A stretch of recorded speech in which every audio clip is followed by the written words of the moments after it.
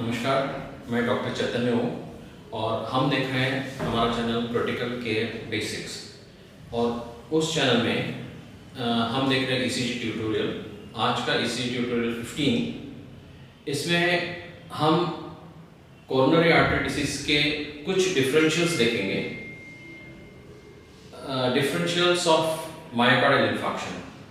उसमें दो important differentials हैं, बहुत कॉमन नहीं है, but they can confuse you for diagnosis of MI. तो Prince-Metal या vasospastic angina is one, and second is Takotsubo cardiomyopathy. तो आइए चलते हैं vasospastic angina। सबको मालूम है क्लासिक अंजाइना क्या है ना? क्लासिक अंजाइना मतलब एक लिमिट के बाद चलने पे या एक्सर्शन पे पेन होता है। ईसीजी में एसटी डिप्रेशन आता है, राइट? सो प्रिंस-मेटल ने ये वेरिएंट अंजाइना करके एक टर्म कॉइन की थी। इसमें पेशेंट को बिना कोई एक्सर्शन किए अपने आप ही सडनली चेस्ट डिस्कम्फर्ट होता है एंड एसटी एलिवेशन होता है, right? So this is confusing with MI. और finally now the term has been changed to vasospastic angina, क्योंकि उसका जो कारण है that is due to spasm of coronary artery. और उसमें जरूरी नहीं कि चेस्ट डिस्कम्फर्ट के साथ एसटी एलिवेशन ही हो, एसटी डिप्रेशन भी हो सकता है। इसलिए chest discomfort with ST elevation और depression among all patients presenting with angina, ये महत्वपूर्ण है। And objective evidence of ischaemia. Objective evidence of ischaemia मतलब ईसीजी में चेंजेस है, पेशेंट को angina है। Up to 50% do not have obstructive coronary atherosclerotic disease, मतलब 50% में coronary artery angiography is normal. Now, one subset of this patients could have this vasospastic angina. ये angina describe किया था, variant angina describe किया था। तब his hypothesis was that there is a coronary artery spasm. और उसमें क्या होता था? Transient attenuation due to vasospasm in absence of organic coronary artery disease, and ECG during Prince-Metal angina mimics changes of hyperacute MI.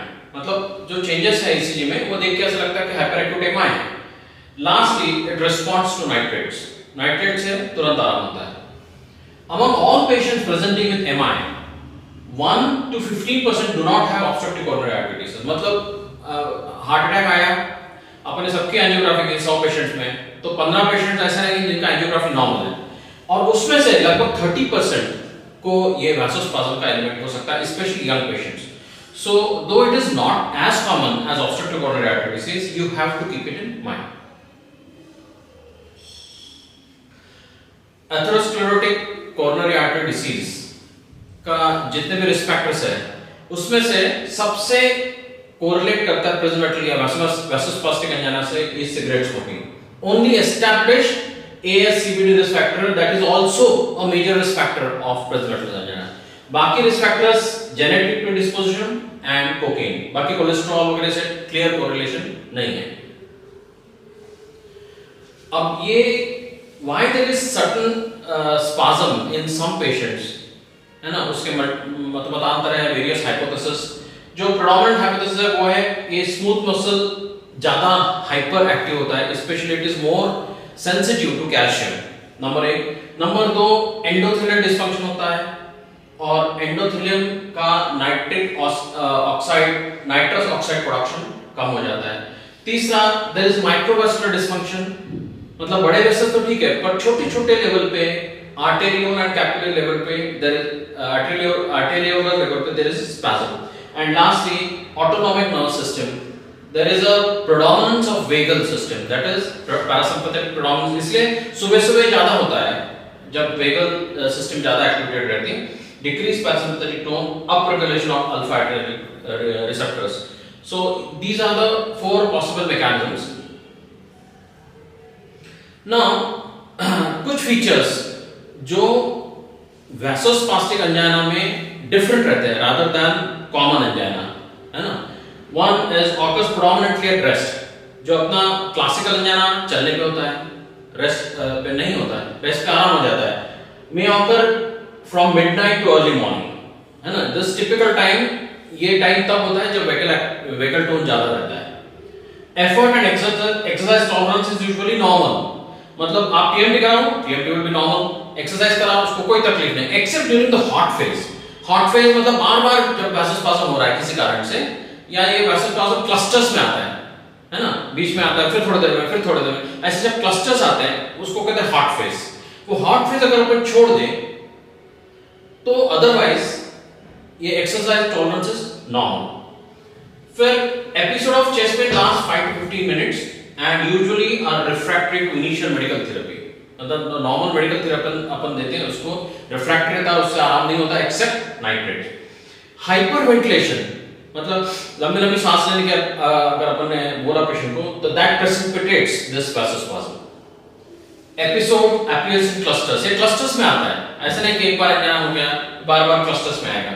And has more, सबसे important, has more rapid response to sublingual nitroglycerin. Normal angina से मे भी आराम होगा, परंतु this has a dramatic response to nitroglycerine.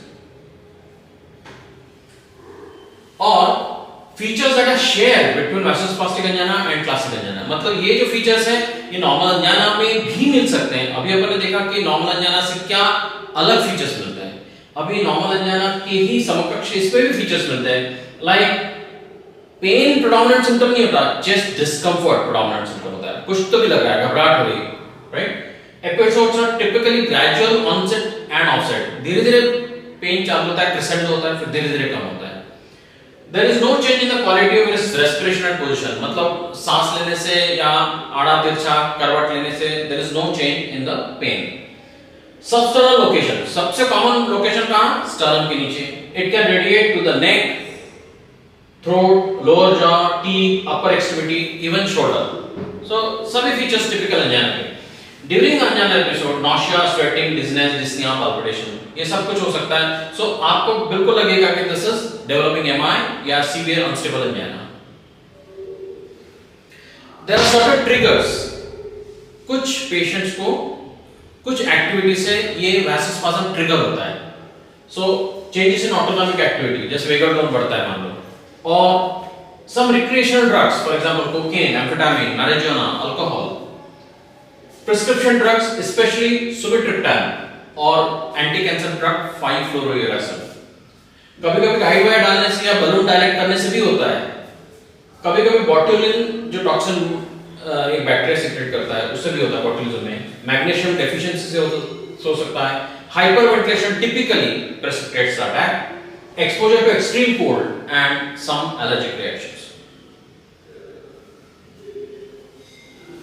Now what are the ECG changes? Principal angina में क्या ECG changes मिल सकते हैं? So there is a wide variety of ECG changes. ST elevation मिल सकता है 4 मिलीमीटर से 40 मिलीमीटर, मतलब 4 मिलीमीटर हाइट से 40 millimetre height तक, from V2 to V6 में predominantly anterior wall is affected. May occur precordial in one attack and inferior leads in another attack.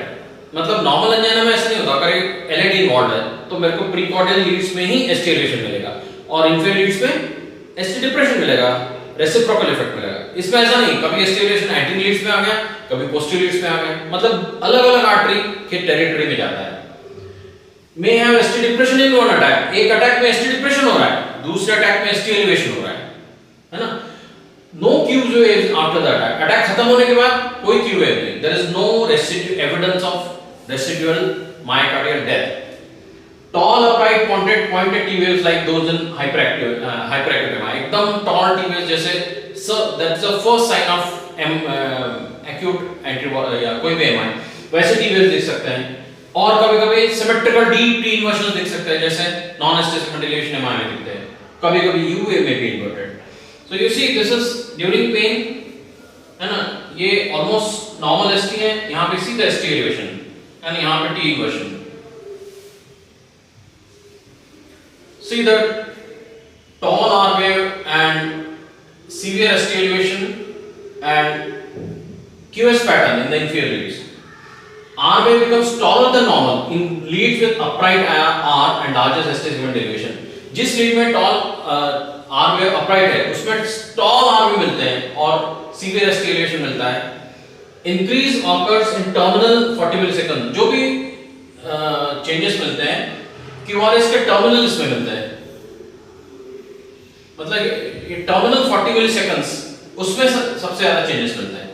Increase in ventricular activation time, मतलब ventricular activation time मतलब current को endocardium से epicardium पहुंचने में जितना time लगता है, that is denoted by beginning of Q से पीक ऑफ R तक का जो टाइम रहता है, that is increased. In severe cases R, S and T blend to form a single monophasic complex। यहां पे अलग R, S, T मिलती है, एक मोनोफेजिक कॉम्प्लेक्स मिलता है। जहां पे S वेव थी वहां S वेव छोटी हो जाएगी, diminishing of S wave, and you can have intraventricular conduction defect, like you can have left ventricular fascicular block, left bundle block or right bundle block. So there are various changes.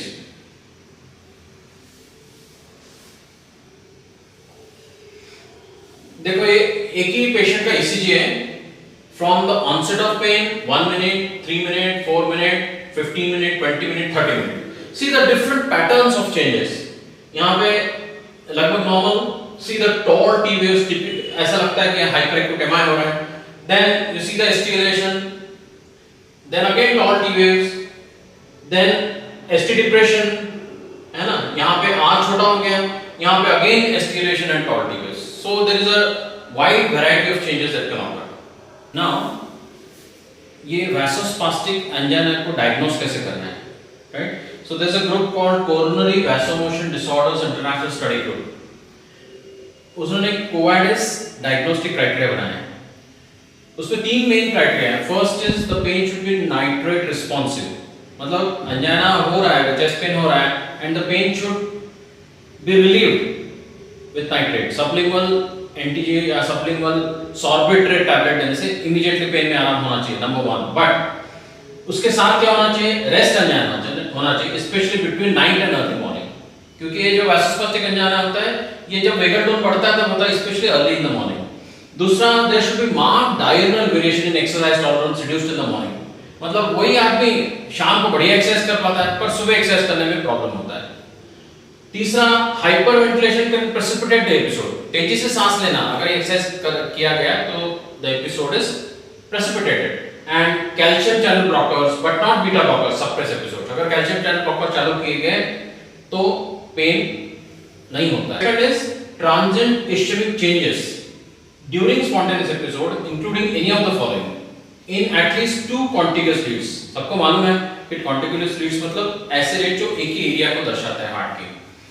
So ST segment elevation of more than 1 millimeter, ST segment depression of more than 1 millimeter, or new negative U waves, new inversion of U waves, right? So ये second criteria. And third, coronary artery spasm. So defined as transient total or subtotal coronary artery occlusion that is more than 90% of constriction, है ना? ये कब पता चलेगा? Angiography से पता चलेगा। With angina and ischemic ECG changes either spontaneously or in response to provocative stimulus. What is provocative stimulus? मतलब कभी-कभी एंजियोग्राफी में एसिटाइलकोलिन इंजेक्ट करते हैं और इंट्राकोरोनरी एसिटाइलकोलिन से सडनली वैसोस्पाज्म इंड्यूस होता है। सो अगर ऐसा इंड्यूस करने के बाद भी मतलब आपको तीनों चाहिए, नाइट्रेट रिस्पॉन्सिव अंजाना विद इसमें से कुछ प्लस इसी चेंजेस जो बताए गए plus documented coronary vasospasm, so then you can call it vasospastic angina. ये जो वैसोस्पास्टिक अंजाना है that is frequently underdiagnosed, मतलब कई बार डायग्नोज नहीं हो पाता, बहुत कम बार डायग्नोज होता है क्योंकि some patient do not present with typical symptom, है ना? पेशेंट एक तो टिपिकल सिम्टम लेके प्रेजेंट नहीं होते और दूसरा many clinicians are not sufficiently familiar with vasospastic angina to consider as a diagnostic possibility. मतलब कई फिजिशियंस को ये वैसोस्पास्टिक अंजाना का इतना नॉलेज या इतना एक्सपीरियंस ही नहीं है। दैट इज व्हाई मैंने ये वैसोस्पास्टिक अंजाना पे इतनी स्लाइड बनाई, क्योंकि जो भी पेशेंट हार्ट अटैक ट्रीट कर रहा है, जो भी डॉक्टर हार्ट अटैक ट्रीट कर रहा है या जो भी नर्स हार्ट अटैक देख रही she should have a working knowledge, basic knowledge of vasospasm. तीसरा, a fixed obstruction is significantly more common. Fixed obstruction आपको क्या मालूम है कि significant अंजाना मतलब coronary artery में stenosis निकलेगा, so that is much more common than vasospasm, इसलिए many times the diagnosis is not made. So अगर आपको डाउट आता है तो how do you diagnose? For example, एक young लड़का है, young लड़की है और सुबह सुबह उसको chest pain होता है and it is associated with ECG changes, right. So उसमें आपको एक तो 20 ECG ड्यूरिंग चेस्ट पेन करना है, ट्रोपोनिन लेवल्स करना है, mostly troponin levels are normal, stress test is also normal, जरूरत पड़ी तो सीटी एंजियो में भी यू कैन हैव स्टेनोसिस और spasm, you can do ambulatory ECG monitoring, तो होल्डर मॉनिटरिंग लगा सकते हैं, and lastly coronary angio with provocative technique जो भी बताया था, इंट्रा कोरोनरी एसिटाइलकोलिन डालनी। उसके डिफरेंशियल डायग्नोसिस में सभी causes of chest pain, cardiac ischemia with obstructive coronary artery disease. अभी अपन कौन सा अंजाना देख रहे हैं with which is non obstructive vasospasm. Obstructive में अपना यूजुअल अंजाना है ना, spontaneous coronary artery dissection, this is a dangerous thing to happen, patient usually has severe chest pain and patient rapidly becomes hypotensive. Coronary artery anomaly, takotsubo अभी आएगा, pericarditis, myocarditis, microvascular अंजाना, मतलब बड़े vessels ठीक है, but छोटे-छोटे vessels में there is a problem, and early repolarization and pulmonary embolism. Simple treatment है, चार मेन उसके स्तंभ है ट्रीटमेंट के। मुख्य स्तंभ है sublingual nitroglycerin, second is smoking cessation, and this is more important for to avoid future attacks. ASCVD risk factor, जो कॉमन रिस्क फैक्टर्स है, मोटापा, डायबिटीज, हाइपरटेंशन, हाइपरकोलेस्टेरोमिया, ये सबको आप कंट्रोल करो, and then you can start calcium channel blockers to reduce the frequency. You can start on diltiazem, amlodipine or sustained release nifedipine. Long term treatment में long term nitroglycerin tablets, you also can use statins, and अगर diagnosed magnesium deficiency है तो magnesium will also be helpful. पेरिस्मेटल अंजाना ये एकदम ऐसा नहीं कि इसको कोई खतरनाक कॉम्प्लिकेशंस नहीं है ना, थोड़ा वासोस्पाज्म हो गया और ठीक हो गया, it is not simple. Patient can have actually MI with non obstructive coronary artery, patient can land up in MI, patient can land up in arrhythmia, and patient can also die, है ना। So sometimes internal cardiac defibrillator, ये जो machine रहता है अंदर ही अंदर shock लगा देता है, ये लगाना पड़ता है अगर that is an aborted cardiac arrest, मतलब पेशेंट आया आपके पास सडनली कार्डियक अरेस्ट में चला गया और आपने मसाज से देखे हार्ट फिर से चालू हो गया, फिर आपने ट्रीटमेंट लिया, एंजियोग्राफी की, तो angiography is normal, so probably that patient is a candidate for ICD. अगर डायग्नोसिस स्कोवाडिस क्राइटेरिया में डायग्नोस्टिक क्राइटेरिया मीट होता है तो ये राइट। फिर obstructive coronary artery disease in addition to vasospasm, large ST segment elevation, focal proximal coronary artery spasm, या frequent vasospastic या arrhythmic episodes, या multi vessel coronary artery spasm. तो ये कोई इंडिकेशंस है जब ऐसे पेशेंट्स को आपको आईसीडी लगानी पड़ सकती है। जो दूसरा टॉपिक अपने को डिस्कस करना है is takotsubo cardiomyopathy. This is quite rare but still you should know it as a differential diagnosis of MI, और आपके पास जो ईसीजी आएगा तो अगर ये प्रेजेंटेशन टकोत्सुबे से मैच होता है तो एक नजर इसके बारे में भी सोच लें। इसके मल्टीपल नाम हैं, stress cardiomyopathy, broken heart syndrome, stress induced cardiomyopathy और अपाइकल बलूनिंग सिंड्रोम। इससे क्या क्लियर होता है कि ब्रोकन हार्ट सिंड्रोम मतलब जब किसी को अपने प्रेम में दुखद समाचार मिलता है ना, उस टाइम या सीवियर इमोशनल स्ट्रेस होता है, नौकरी चली गई, लॉटरी नहीं लगी, या पैसे डूब गए, है ना, आपका लवर आपको छोड़ के चले गया, सो सीवियर इमोशनल स्ट्रेस। सो और दूसरा अपाइकल बलूनिंग, मतलब अपेक्स हार्ट का ऐसा बड़ा हो जाता है, सो ये नाम से ही पता चल जाता है। इसमें क्या फीचर्स रहते हैं? Transient regional systolic dysfunction principally of the LV, मतलब नॉर्मल एलवी कॉन्ट्रैक्शन ऐसा है, सडनली एक एरिया हार्ट का बड़ा एरिया हैज स्टॉप कॉन्ट्रैक्टिंग या स्टार्ट्स कॉन्ट्रैक्टिंग वेरी लेस, तो हार्ट ऐसा डायलेट हो जाता है। Absence of angiographic evidence of obstructive coronary artery disease, angio करो तो angio is normal, and the regional wall motion abnormality extend beyond the territory perfused by single epicardial artery, मतलब अगर LAD में block है और तो केवल एंट्री वॉल का एरिया हिलना कम हो जाएगा, क्योंकि जैसे ये हार्ट पंपिंग हो रहा है, इस आर्टरी में ब्लॉक है तो ये एरिया कम हिलना चालू हो गया। सो यू कैन एक्सप्लेन कि ये आर्टरी में प्रॉब्लम इसलिए ऐसा हुआ, पर कभी कभी ये एरिया हो रहा, ये भी एरिया हो रहा है ना, सो एक ही आर्टरी के एरिया में नहीं आ रहा है। So this is typical of takotsubo. ये जो छोटा वेसल है जिसमें नैरो नेक और बाद में ऐसा राउंड शेप, ये ऑक्टोपस को पकड़ने के लिए जापान में यूज होता है और इस वेसल को टाकात्सुबो कहते हैं। इस ऐसी शेप का हार्ट हो जाता है, इसलिए उसको टाकात्सुबो कार्डियोमायोपैथी कहते हैं। Normal LV looks like this, but इसमें ये पूरा अपाइकल और ये एलवी का लैटरल एरिया डायलेट हो गया और जो एलवीओटी है जहां से ब्लड पंप होता है एओर्टा में, वो सिकुड़ जाता है। That is LVOT obstruction with dilated apex. So what do we get in ECG?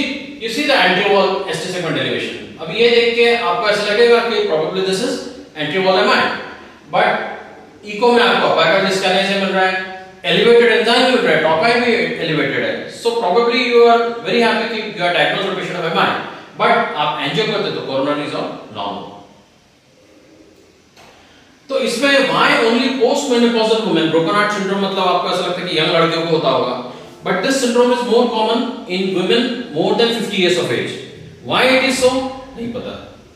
Why are the left ventricle mid cavity and apex are predominantly involved? अगर ये कैटेकोलामिन, इसका हाइपोथेसिस है कि स्ट्रेस के कारण बहुत सारा एड्रेनालिन सीक्रेट होता है और एड्रेनालिन सीक्रेट होने के कारण हार्ट पे उसका असर होता है और हार्ट डायलेट हो जाता है।